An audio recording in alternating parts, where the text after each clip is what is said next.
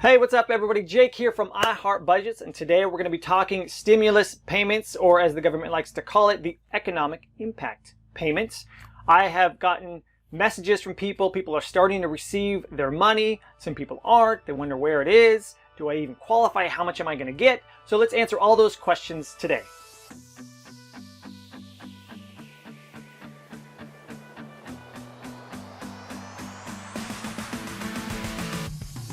Okay, so what is this stimulus payment? Well, the CARES Act was passed back on March 27th by Congress, and it included a one-time stimulus payment to help stimulate the economy. And those one-time payments are going out to people based on their adjusted gross income. So the easiest way to find your adjusted gross income is just go to your tax return on your 1040 form. So for 2019, 1040 form line 8B, you're going to find adjusted gross income. And if your adjusted gross income is below a certain threshold, you will be getting one of those economic impact payments. It's broken down pretty straightforward. Single folks up to $75,000 adjusted gross income get a full payment. And then they start to lose $5 for every 100 more they make, all the way up to $99,000, which would remove that economic impact payment. So up to $75,000 full payment, $99,000 no payment. Now moving on to head of household, up to $112,500 adjusted gross income gets you that full payment, and then all the way deducted down up to $136,500 would get no payment, except for the qualifying child that you have. And then married filing joint would get up to $150,000 adjusted gross income and get the full payment, and then all the way up to $198,000 would then get no payments. So what is this payment? Well, they're paying $1,200, $1,200 per individual. So married filing joint, right, you would get $2,400. Head of household and single taxpayers would get that $1,200 up to the beginning phase out amount. And then as you deduct $5 for every 100 more you earn, it eats into that $1,200. But also, if you have a qualifying dependent child that is 16 years old or under, you will also earn an additional $500 per qualifying child.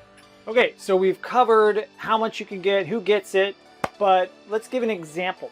So we are married filing joint, and we've got 3 qualifying kids that are 16 years old and under. So we would get $2,400 as married filing joint and $500 per kid. So that means we're going to get a $3,900 payment from the stimulus check. So that's just an example of what we would get. Now, there are also a decent amount of people that are not going to get a check, so let's go through and figure out who is not getting this economic impact payment. So number one, your AGI is above the phase-out amount, you're not going to get a payment. And that also includes people that have children, right? You get those $500 per kid. Well, you're still going to be losing $5 for every 100 more you earn above that phase-out amount. So for example, if someone was married filing joint and they had 2 kids and they earned $198,000, well, they would get no payment for themselves, but they'd still get $500 per kid. Now, Congress came out with an example that if you have those 2 kids and you earn $218,000, it would actually take away that $1,000 as well.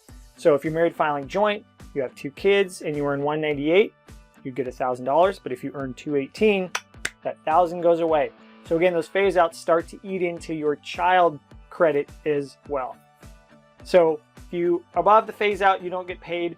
How about if you're 17 years or older, but you're claimed by somebody else on your tax return? People are calling this the giant black hole, or the college student black hole, because there's a lot of people that are 17 and older but claimed on a tax return. So the problem is not only the person that claimed you on their tax return, they don't get $500 for you because you're 17 or older, but you also don't get $1,200. So there is no payment for you. So college students, if you're claimed on your 2018 or 2019 tax return by your parents or someone else, you will not get paid. They will not get paid. Nobody gets paid for you. And the bummer is this also includes, elderly folks, or you're taking care of your parents or grandparents at home. You claim them on your tax return because you cover their expenses. They wouldn't get paid and you wouldn't get paid for them. So if you're above 17 or older and claimed on a tax return, no payments. It's also required that you have a social security number or adoption identification number to get paid. If you don't have one, you don't get a payment. The only exception is military folks.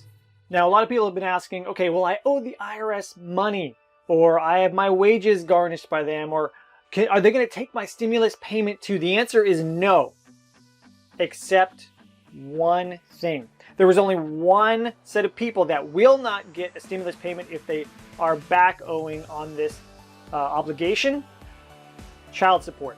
So if you are behind on your child support payments, the IRS will take that and give it to the other parent. So if you owe child support, that stimulus payment will go directly toward that. It will never touch your bank account. Okay, so when are the payments going out?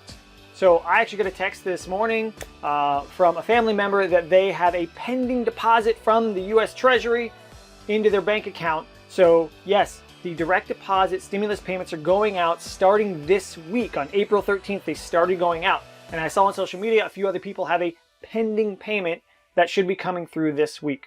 So the tentative schedule that was put out by a congresswoman is that the direct deposit payments are going out this week.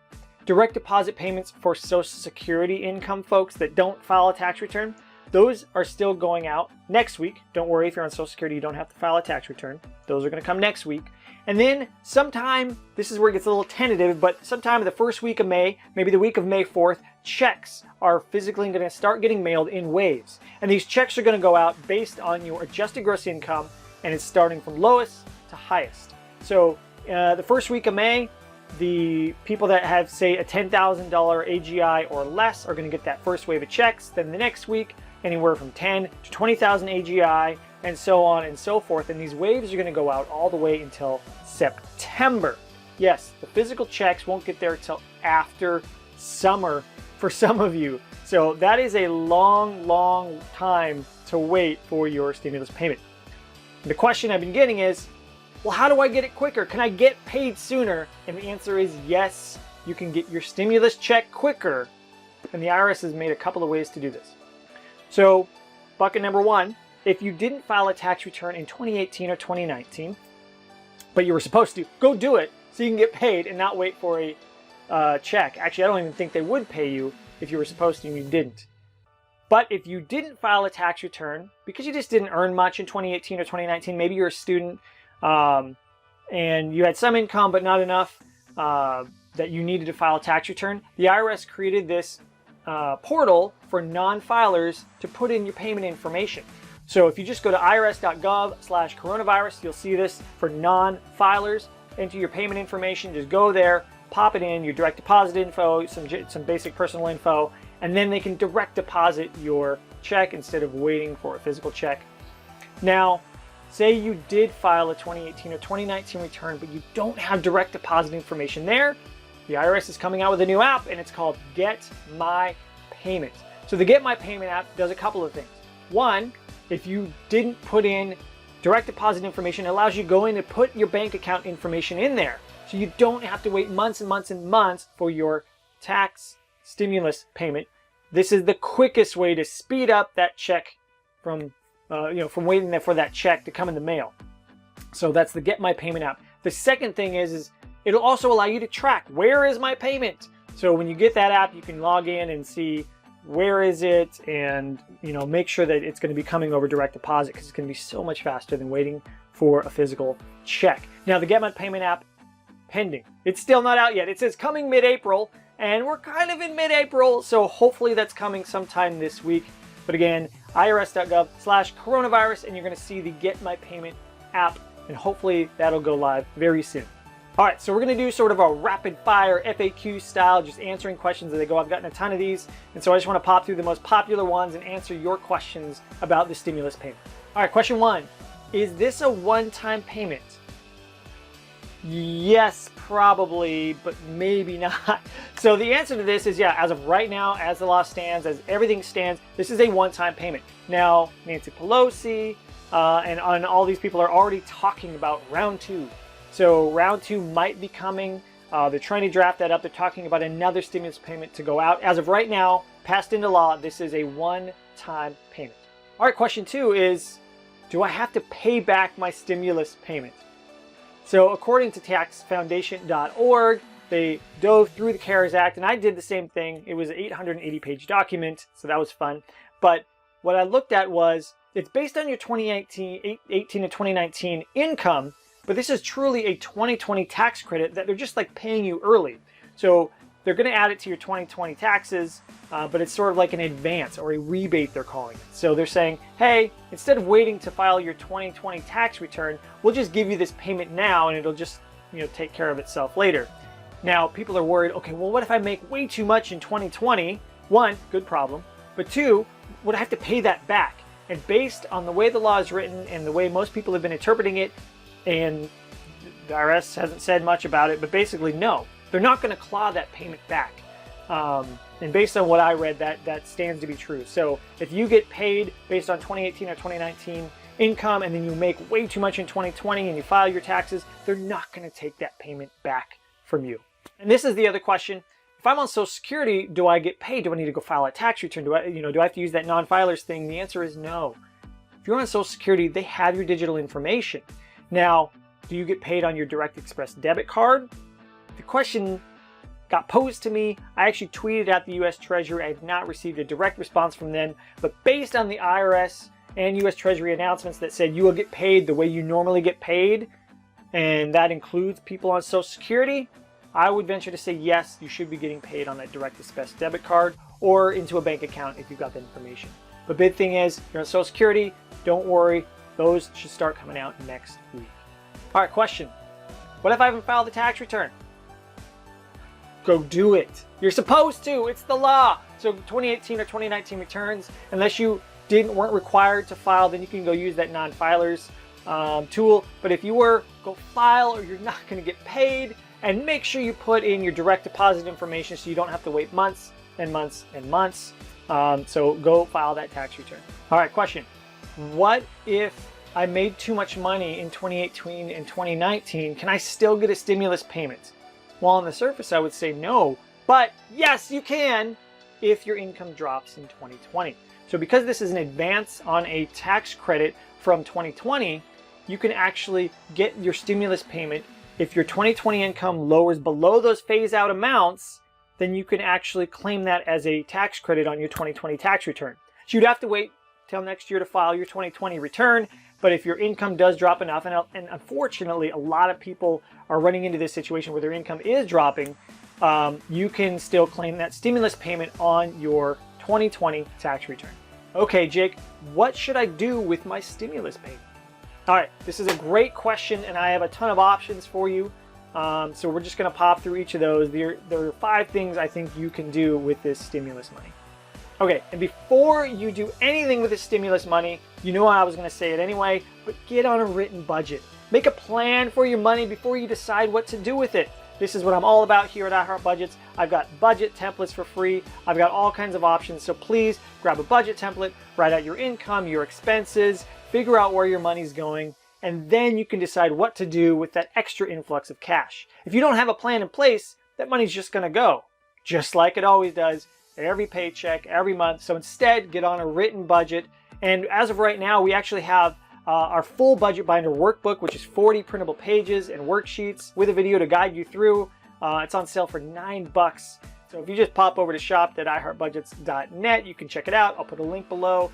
Or you could just simply grab our free budget template. No big deal, but just write something down, please. That's going to make things a lot easier. Okay, so the first thing I recommend doing with your stimulus payment is just take care of you and your family. Pay for your immediate needs. I call the immediate needs in my emergency budget video. If you haven't checked that out, go check that out. It talks about budgeting during an emergency situation, which we are in right now. But essentially, you need to pay for food, shelter, and utilities, and transportation typically, but we're all locked down, so we might not even need that. But basically, you got to cover those things. Everything else is negotiable, but make sure your stimulus payment, if you haven't covered those, make sure your stimulus payment can pay for those immediate needs. Maybe you got to stock up on a few things. Maybe you just need to pay rent or your mortgage. Just take care of your immediate needs first. Okay, number 2, and I'm a big proponent of this, is just add that money to your emergency fund. So your immediate needs are covered, but if you don't have a good at this point, 6, 9, 12 months of emergency fund put away, something that helps you sleep at night. And especially if you're on unemployment or your job situation looks tenuous, take any and every available dollar you can get and stack it into that emergency fund. I'll put a link below on some of the best places you can save that money so you can actually earn some interest on it as well. But just put that money into an emergency fund savings account until this thing blows over. Okay, so say your immediate needs are covered and your emergency fund helps you sleep at night, then you're in a good place. Then you could start moving along your financial plan. So maybe you would pay off some debt next. Now, there is a cool little loophole right now where if you have a federal student loan, they've actually suspended interest payments for 6 months. So until the end of September, I believe. So if you want to knock out some debt, go knock that out because it will just chunk down your principal very, very quickly. So it's kind of a cool way to supercharge your debt payoff on the student loans if you're in one of those situations where your loan has no interest on it. Otherwise, I would say just go about the typical debt snowball and start paying off those payments. Okay, so maybe you're continuing along the path, you're actually debt free, you've got this emergency fund, you can continue investing, right? So investing would be your typical 401k investing if you still have income at a job. If you don't have income, I would say just go back to step 2, which is emergency fund and taking care of your immediate needs. But if you're going to continue investing, you could do it in your 401k or in a Roth IRA. Yes, the stock market looks scary, but also, yes, it's a good time to buy. Those stocks are on sale. So if that fits into your plans and you feel comfortable with everything else in place, you could go invest that money. Okay, so one of the final things that you could do, and actually this is one of my favorite, is you could figure out a place to go donate it or help support local business. So supporting local businesses, I've seen this idea go around and I love it, is just go buy gift cards to your favorite restaurant or your favorite little shop or place of entertainment to keep those small local shops in business. Right now, they're forced to shut down. They have no revenue. They've still got those expenses. Even if they're delayed, they're just going to be hit so hard by this.